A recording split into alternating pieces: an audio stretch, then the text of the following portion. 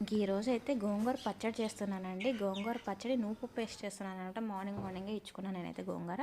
ఇంకా కలప్ చల్లేసి ఇంకా ముగ్గు అయితే వేసేసాను. ఇంకా సాయంత్రం చేస్తున్నాను అనమాట.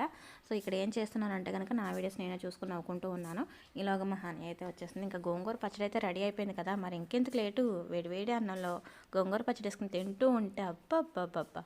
మీలో ఎంతమందికి ఇష్టం చెప్పండి. ఎంత తిన్నట్టే అనిపించట్లేదు. తినేసాను ఫుల్గా. అది అరిగేదాకా తిరుగుతూ ఉండాలి. తర్వాత అయితే ఇంకా మా హాని కూడా వచ్చేసింది. మేము అందరం కూడా కలిసి తింటామండి. మేము నలుగురం కూడా. ఇంకా హాని అయితే ఇప్పటికి కూడా నేను అన్నం కలిపిస్తూనే ఉంటానన్నమాట.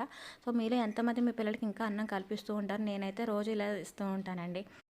గోంగూర పచ్చడిలో కారంగా ఉంటేనే బాగుంటుందండి. నాకైతే సరిపోయింది. హనీ అయితే అస్సలు కారం తిందో. పచ్చడి అయితే చాలా కారంగా ఉందట.